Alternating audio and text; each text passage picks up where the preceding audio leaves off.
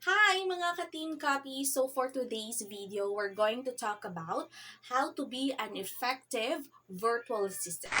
Tips and ideas. By the way, Mommy Nori here.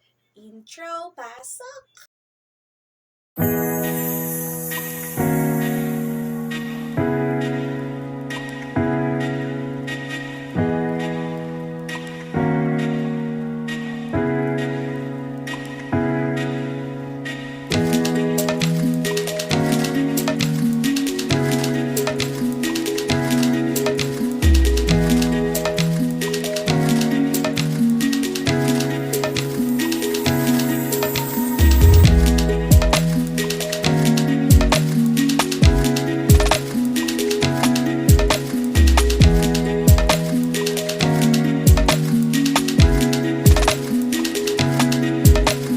Alright, so Mommy Nori again, nagbabalik. So let's talk about now what is a virtual assistant. Virtual assistant from the word itself, assistant virtually.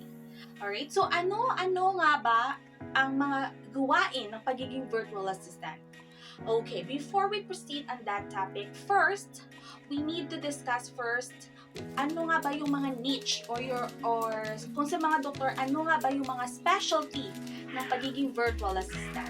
Actually, virtual assistant, ang pagiging virtual assistant pala ay has a wide range. So, it has real estate virtual assistant, e-commerce virtual assistant, and another one is a general virtual assistant. Okay. So when we say real estate virtual assistant, ikaw yung magiging assistant ng either real estate agent, sorry, nabubulol ako, or real estate investor. So, by the way, ako nga pala ay isang virtual assistant of a real estate agent before, but I got promoted. So, naging virtual assistant ako ngayon ng manager ng company. I'm not going to mention the name of the company because of this confidentiality agreement namin ng client. Ayun! So, ang ginagawa po namin doon ay sometimes admin task and sometimes lead generation. But of course, you will have a lot of choices of becoming a virtual assistant. There are a lot of agencies who can provide, clients for you, or you can just do it by yourself, like through Upwork, LinkedIn, or online jobs.ph. So, bigyan ko po kayo ng tips kung ano po yung mga ginagawa ko as a real estate virtual assistant. Sometimes, naging social media manager din po ako. Like, kumahandle ako ng kanilang mga socials at saka nagpo-post ng mga listings online, like listings ng mga bahay. I don't know if you're familiar with it, guys. Or sa may mga experience na tungkol sa real estate virtual assistant. So, ako sometimes nagpo-post ako sa Sky Slope. So, I will provide some tutorial as well on how to use a Sky Slope after this or maybe the day after this. So, and sometimes nagpo-post din ako ng mga listings nila through social media like Facebook, Instagram, like that. And then, nagko-cold calling din ako sometimes if it's needed. But most of the time, we are using KV Core platform. I'm not promoting KV Core, but it's just only based on my experience, KV Core is a platform where we can do mass texting. It's very effective when you're going to use it as a lead generation, since you can connect your Facebook or the Facebook of the client going to the KV Core. Like for example, you can just use or you can run ads through Facebook, and then those leads will go directly to that KV Core. Alright? So, yun lamang yung brief overview kung ano yung mga ginagawa as a real estate virtual assistant. And for your information, I have been working for this company as a real estate virtual assistant for 6 months now. But prior to that, I had an experience as well I was a virtual assistant for an e-commerce, which is an eBay, and my client that time was a Japanese, so I don't need to work graveyard shift. So because Japan has only like 1 hour advance compared to our time zone. So that's the best thing of becoming an e-commerce virtual assistant. It's because yung range ng pagtatrabahuhan mo, I mean, you can have a lot of clients if you are an e-commerce virtual assistant. But unfortunately, my clients was got. Okay, guys, so let's go now sa tips, okay, of becoming an effective virtual assistant. Alright, so first of all, you should know what is your niche or specialty. If saan ka nga ba magaling? Like for example, gusto mo bang maging real estate virtual assistant? Or e-commerce virtual assistant? Or just a general virtual assistant? Oh, sorry, I'm not degrading of I'm not degrading the position of being a general virtual assistant. Maybe you misunderstood me. Alright, anyway, next is that if na-hire na po kayo, second tips is you should be proactive. Okay, so from my experience, sometimes walang task na maibigay yung client sa akin. So, ako po mismo yung proactive na nag-ask.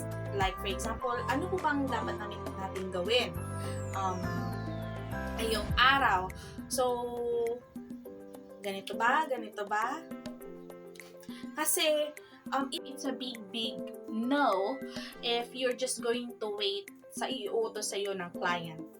Alright? So, most of the time, busy sila. Kaya kinuha ka nila as a virtual assistant para gumawa ng mga tasks na hindi nila magagawa. Alright? So, sometimes, like for example, yung client ko, walang may bigay para sa ganitong week. So, weekends pa lang, chinachat ko na siya or kinakanta ko na siya kung ano yung dapat namin gawin sa susunod ng mga week para ma-arrange ko na. At third tips, sorry, naging makakalimutin na ako. So, yung third tips is that you should be resourceful. So, may mga tasks minsan si client na hindi ko alam kung paano gawin. So, the best thing to do is, of course, Google is your friend. Google is there. You can search it online or you can watch YouTube tutorial. Alright? That's the two options that I usually do. And if hindi pa rin kaya, sometimes nag-ask din ako ng help sa aming client manager. Oh, by the way, I am under agency. I am under Sphere Rocket Jobs VA. If you want to apply, you are very welcome. And then next is number 4 tips is that you should be creative. So, if you are a real estate virtual assistant, there are times na si client uutos sa'yo na gagawa ka lang like advertisement or mag-run ka ng ads through Facebook. So, you need to be creative on that one. Or you can try to look for a tutorial on how to do that properly. Alright, I will create a video as that as well para makahelp sa inyo. And the next tips is that you should be punctual. Not just in work, of course. Kahit pa naman nung bata tayo, di ba, sa paaralan, kailangan natin maging, there's a saying nga na, daig pa ng maaga yung masikap. I don't know if you're familiar with that, but that is true. Especially if your client based in the US, they are very busy people. So, yung time nila for meeting is very limited. So, when they say na ito yung time, like for example, 9 a.m., Eastern Standard Time, you need to be there 30 minutes before. In that way, when they come in, they can go ahead and discuss the things with you. Because the disadvantage there, if you are going to be late, is that as I've mentioned earlier, their time is very limited, and if you have like instead of 1 hour meeting, you can just have like 30 minutes meeting because of your tardiness. It will result that your client will feel that you're not interested in that job. All right, so there are things that he or she needs to discuss on the meeting pero hindi na na-discuss kasi wala na siyang time. So, and of course, it's bad for your part as well as a virtual assistant since like for example dapat magbibigay siya ng instruction on how to do this task pero na late ka, so well of course mahihirapan ka, nanonood ka pa ng mga tutorials sa video in case instead na um makikinig ka na lang sa meeting. Right?